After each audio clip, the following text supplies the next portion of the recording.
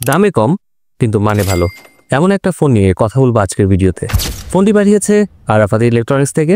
ওনাদের সব ডিটেলস পেয়ে যাবেন ডেসক্রিপশন বক্সে। আসসালামু আলাইকুম ভিউয়ার্স, আশা করি সকলে ভালো আছেন। আজকের ভিডিওতে সকলকে আরও একবার জানাই স্বাগতম। আমি দিবাকর মাহমুদ অর্ক, আর আপনারা দেখছেন ডিকোডার দিবাকর ইউটিউব চ্যানেল। আমার হাতে যে ফোনটা দেখছেন এটার মডেল টেকনো স্পার্ক গো 2। এটা দুইটা ভেরিয়েন্টে মার্কেটে অ্যাভেলেবেল। একটা হচ্ছে 364 জিবি, অপরটি 464 জিবি। এটা যেহেতু একটা এন্ট্রি লেভেলের স্মার্টফোন, তো এটার সম্পর্কে কিছুটা লো এক্সপেকটেশন নিয়েই আমি আনবক্স করি। কিন্তু ভাই, আমি পুরাই অবাক, কারণ আনবক্স করার পরই আমি এর কালার দেখে সারপ্রাইজ হয়ে গেছি।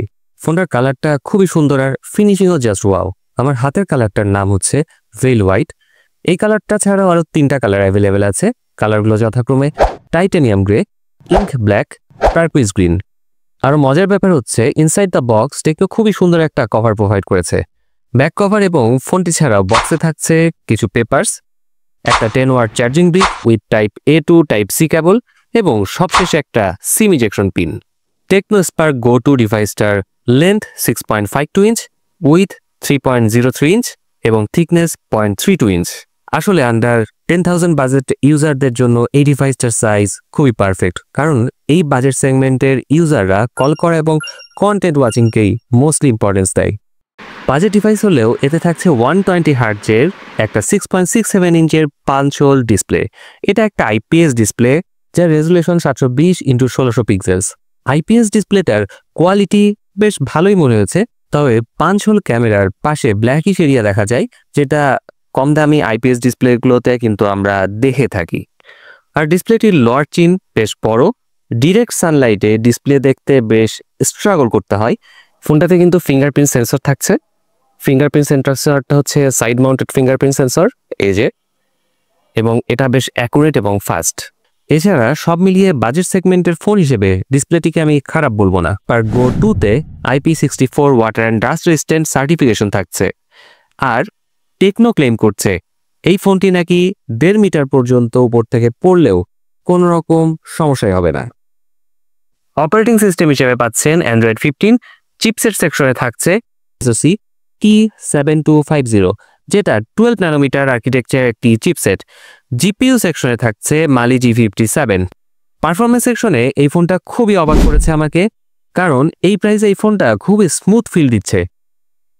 কিন্তু মনে রাখবেন, এটা একটা বাজেট সেগমেন্টের ফোন।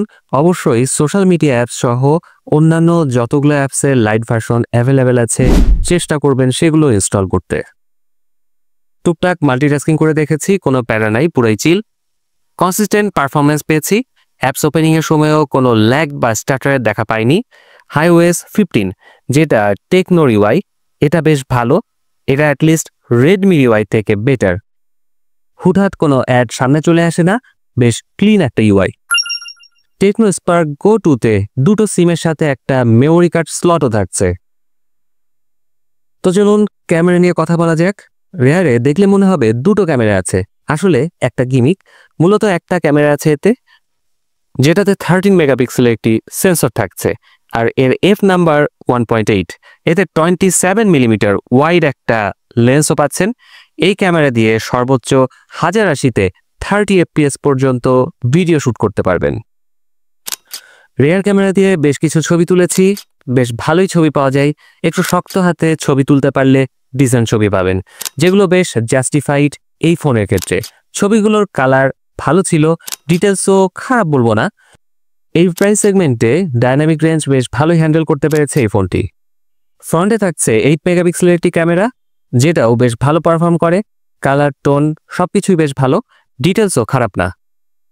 সবকিছু মিলিয়ে ক্যামেরা সেকশনে টেকনো স্পার্ক গো 2-কে আমি 10-এ 8 দেব। এই ফোনটার একটা স্পেশাল ফিচার হলো এতে 360 ডিগ্রি টর্চ আছে, যেটা আপনি অন্ধকারে ব্যবহার করতে পারবেন। 360 ডিগ্রি টর্চ বলতে বোঝাচ্ছি, সামনে একটা ফ্ল্যাশ লাইট আছে, পেছনে একটা ফ্ল্যাশ লাইট আছে। আপনি একসাথেই দুটো ফ্ল্যাশ লাইট চালু করতে পারবেন আপনার প্রয়োজনে। ফ্রন্টে যে ফ্ল্যাশ লাইটটি আছে সেটা ইন্ডিকেটর লাইট হিসেবেও ব্যবহৃত হয়। এছাড়া এই ফোনটাতে স্টোরেজ স্পিকার থাকছে 3.5 মিলিমিটার, জ্যাকও বাদ যায়নি। ডুয়েল স্পিকারের কোয়ালিটি মোটামুটি, তবে হাইস্ট ভলিউমে ডিস্টর্ট হয়ে যায়। আরও একটা গুরুত্বপূর্ণ জিনিস টেকনো কিন্তু দিতে ভুলে নাই, সেটা হচ্ছে techno spark go 2-তে infrared remote control sensor থাকছে, যদিও এটা আমি এখনো ব্যবহার করতে পারিনি। ডিভাইসটিতে 5000 মিলিঅ্যাম্পিয়ারের ব্যাটারি থাকছে, যেটা রেগুলার ইউজেজের ক্ষেত্রে একদিন বেশ ভালো মতোই ব্যাকআপ দিতে পারে। কিন্তু 15 ওয়াট চার্জিং সাপোর্ট করলেও বক্সে অনলি 10 ওয়াটের একটা চার্জার দিয়েছে টেকনো। আমার মনে হয় তারা চাইলে 15 ওয়াটের একটা চার্জিং ব্রিক দিতেই পারত। তো ভিউয়ার্স, টেকনো স্পার্ক গো 2 এই ফোনটার ডিটেলস আপনাদেরকে জানিয়েছি। এখন জানাবো এই ফোনটার দুইটা মেজর সমস্যা।